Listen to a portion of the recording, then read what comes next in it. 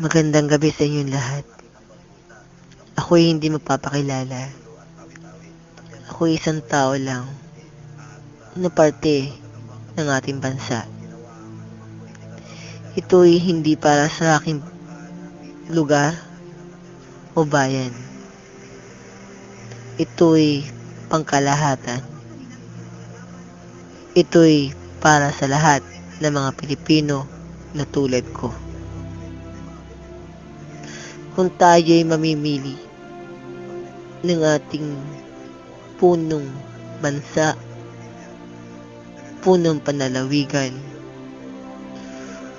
punong bayan, punong barangay, o ilan man sa kanyang mga galamay, sa atin ay mangungunahan at mangunguna sa ating pag-unlad ng bansa.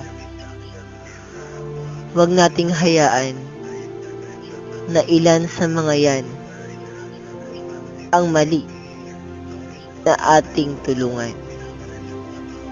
Dahil sa aking mga karanasan sa ilang mga taon at aming kahirapan, tuwing eleksyon, sila ay buong puso, buong oras nilang ginugugol na tayo'y puntahan sa bawat ating tahanan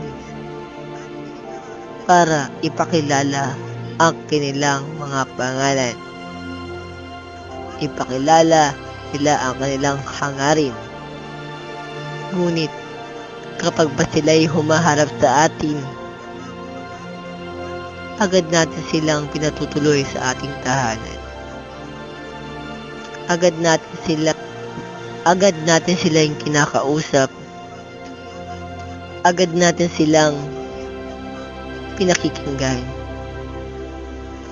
Pag sinabi nila sa atin, aking kaibigan, ako iyong tulungan. Aking kaibigan, pag ako'y naupo sa ating politika, sa ating pinunong bayan, at ako'y nagipunong bayan, konsehal o kagawad o bukal, gobernador, congressman, senador, o presidente ng bansa, agad ko kayong tutugunan. Tayo namang mga Pilipino na antig sa kanilang kagandahang mga salita, mga kagandahan na atin silang sasabihan at ating tutugunan na oo, iboboto kita. Alam ko na ito ay tama. Pero pagkatapos ng mga ganyang panahon at ikay nanalo, paano kami mga mahihirap na sinabihan mo at iyong binigyan ng iyong pangako na hindi mo kami makakalimutan at hindi mo pababayaan? Nagdaan ang 1 taon nang ikay nanalo. Kung ano yung paano ang pagpunta mo sa aming tahanan, at pagtiyaga mo sa paglusong sa aming pinagtyatsagaang baha na idinulot ng ibang mga tulad mong politiko na kami pinabayaan. Kapag ikaw ay ang aming hinahanap, tauhan mo ang iyong hinaharap. Sana katulad kita, pag eleksyon, pag bago mong pagpunta sa aming tahanan, sabihin ko sa iyo, dito ka pumunta sa tauhan ko bago mo ko kausapin.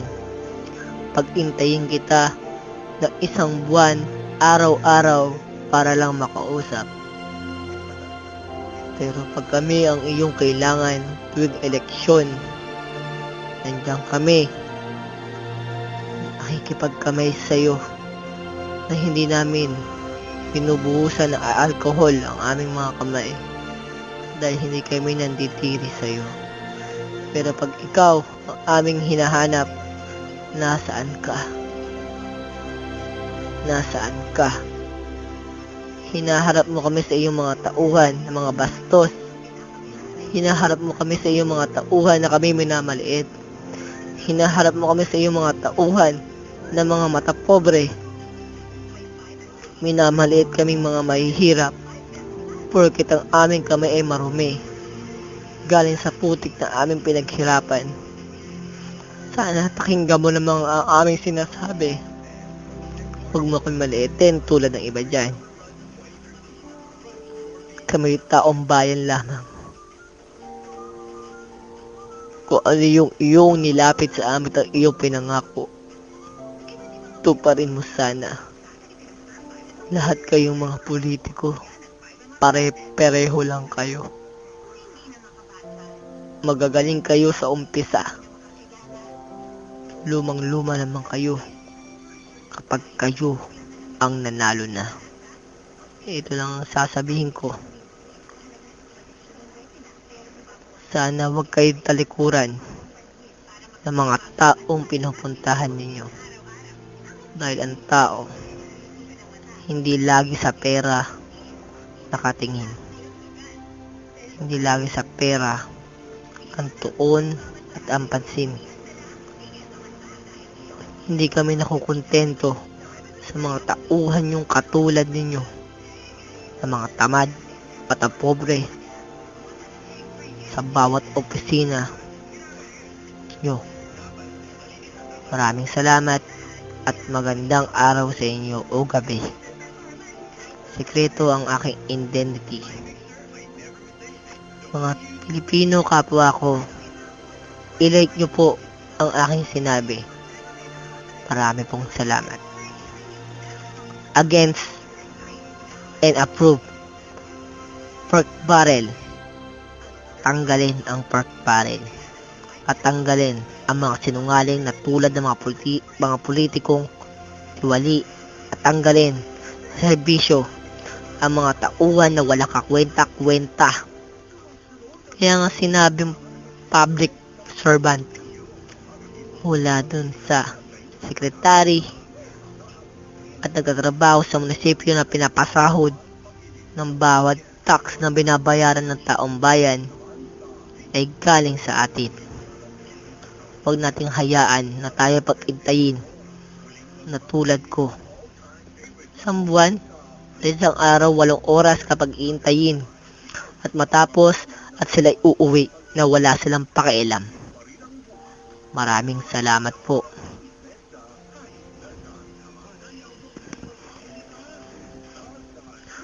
No, I'm against to landfill.